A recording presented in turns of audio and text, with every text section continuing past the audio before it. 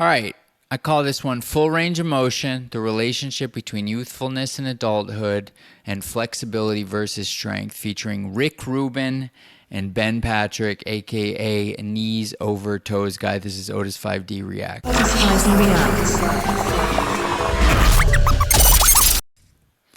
So, old Mr. Ben Patrick, Knees Over Toes Guy, was just on Rick Rubin's podcast, Tetragrammaton.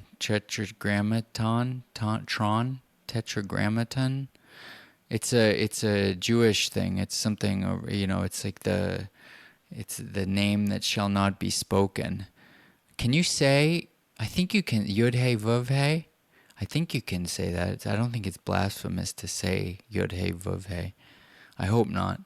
Anyway, this little segment toward the end, I really liked it. Just a couple minutes about, some really important things about life and movement.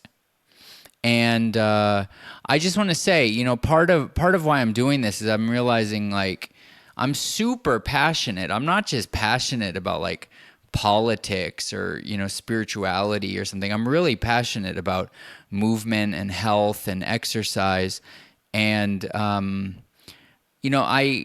I realized, I take in a lot of that content. I should react to that too. And I also have a course that, is almost finished. It's been in development for a while, called Mobility 5D, which is a mobility routine, definitely inspired in many ways by Ben Patrick, Knees Over Toes Guy.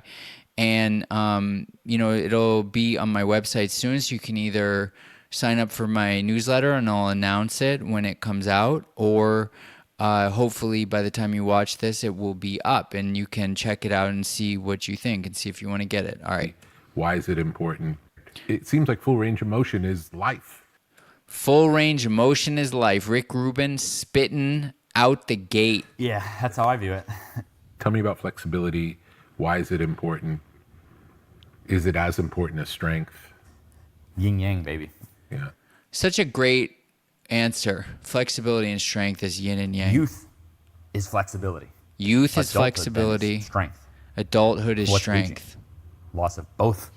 Wow. What So is to me, aging? Loss of what flexibility I see the and best strength. longevity results is training those two concepts in harmony, the strength and the flexibility. So I feel like this is a little bit revolutionary. I mean, for really, like, the fitness intelligentsia on Twitter, this is not remotely revolutionary. But I think in general, when I go to gyms and stuff, there's a real division between yoga people and their flexibility and gym people and their strength. And I've always been drawn to Pilates because I feel like it is, it's almost like a precursor to Knees Over Toes in the sense that it trains strength and flexibility simultaneously, as Knees Over Toes does as well. If you don't know Knees Over Toes, you should absolutely spend some time searching Knees Over Toes on any YouTube or Instagram or Twitter and look into it, because it's the legitest shit of all the legit shit in the fitness space. It's not which is better, or it's not just be flexible but don't be strong, or be strong but not flexible. I'm particularly obsessed with this stretch strength, where you're training both at the same time. You're not using an amount of weight that causes you to stop short.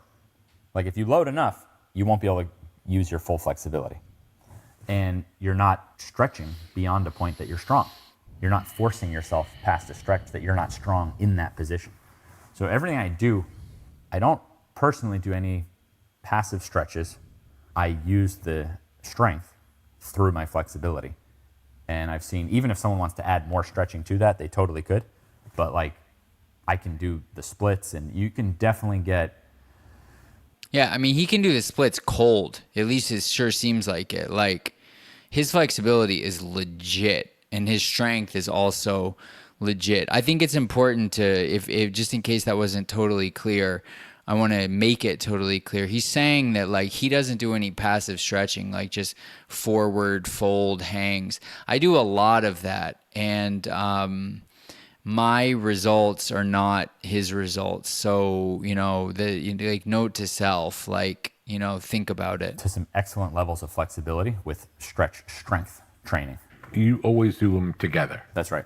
Yeah. And if there's not a convenient way to add weights, it's more like I'm in a position where I'm stretching, but I'm not just passively there. I'm like actively strengthening the muscles against a pad or whatever it is. Is there a body weight only version for every exercise if you don't have any equipment? As far as I've seen, yeah, pretty dang close to it. Again, doesn't mean that body weight's better, but it's sure cool that it's accessible. Absolutely. If you happen to be in a situation where you don't have any equipment and you still want to be able to do it, Yeah. seems good. Yeah, sometimes it's a great way to learn too because you can't rush the process. You're like trying to own your body. Yeah. I think it's fantastic. Huge fan of body weight training. And yeah, I relentlessly try. In any newer video people are going to see of me, you're going to see me taking a lot of time to show context, to show how to do it with body weight. That's great. Yeah, I have a whole, my whole kid system, all 10 steps. You don't need any weights. He's been It's all talking body about weight. a kid system And that can he's been adults working do the on kid in system the as well? podcast. I mean, people are texting me saying, hey, my whole family just did the CSU workout, the So CSU cool. fitness regimen. So yeah, the CSU fitness regimen is free. Spend hours and hours to try to make it just as fast to learn. All right. That's enough. That it goes off in a different direction there, but yeah, I think that knees over toes, not just knees over toes, but I would say it's near the top. Maybe it is the top. Really represents like a new paradigm in fitness. Like one of the things I noticed that the core exercise of knees over toes, most people would say it's split squats, but that's not correct. It's the sled and like dragging basically. So, and especially dragging backwards, right? Or going on a treadmill backwards for the posterior chain and, bulletproofing your knees, etc. This is a whole other topic. But the point is that, in the past few years of going around to gyms, like I have yet personally to go to a gym that has a sled. And so what this shows me is, like every gym pretty much has Swiss balls and foam rollers and, so on.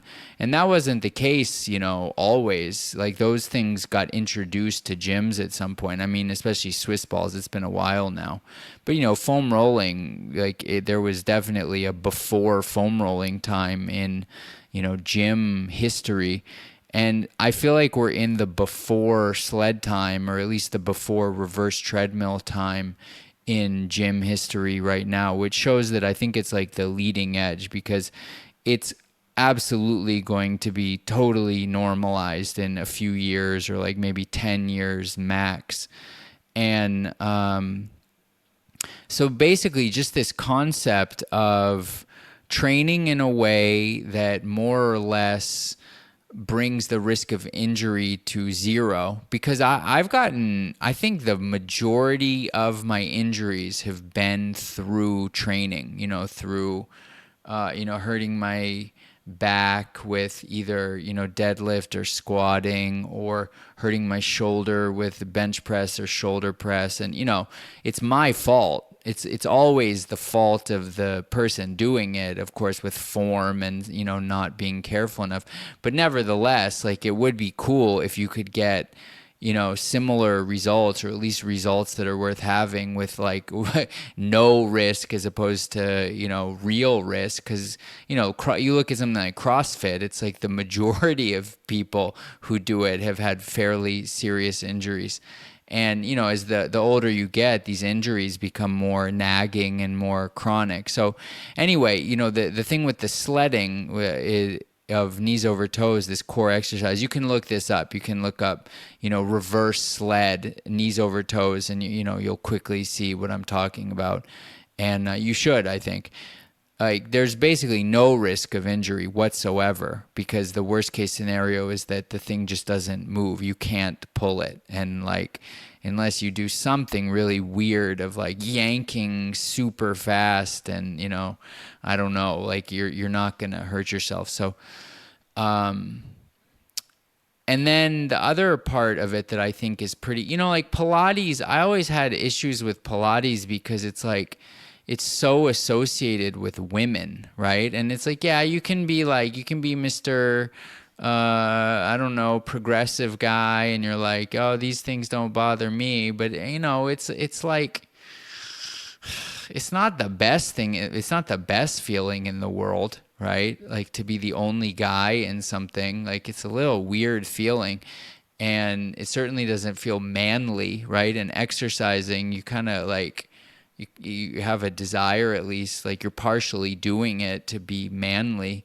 And so knees over toes to me has these similar concepts of combining stretching and strengthening, and also the rehab part of it. Pilates was developed to help war veterans initially, so it has a lot of progressions where you can, if somebody has like lost a limb, you can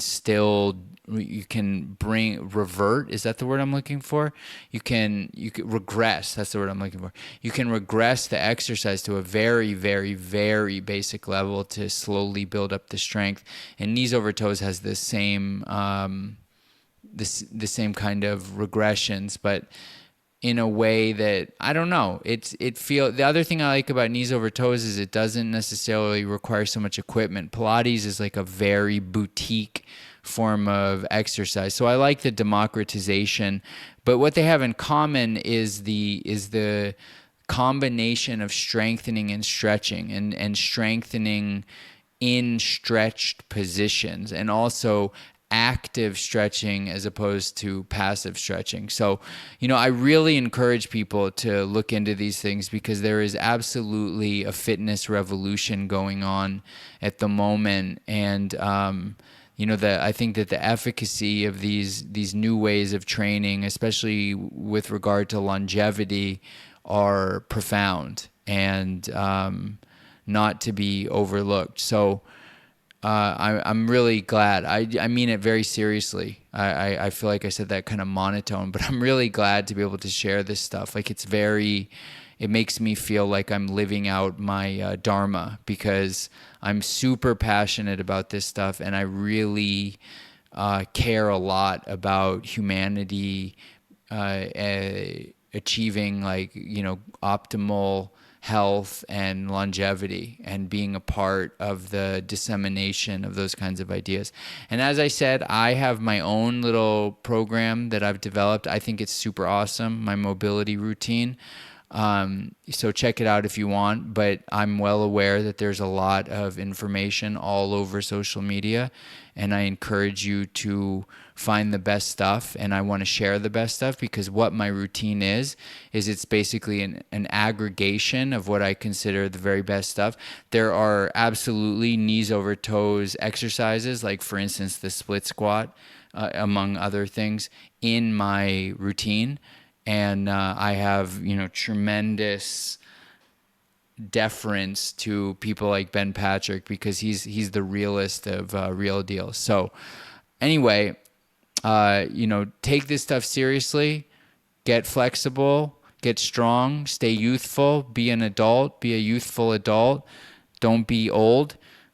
You can be in an old body, but youthful and strong. So, and an adult. And I think I'm going on too much. Okay, Otis 5D reacts. Peace. Otis5D.xyz.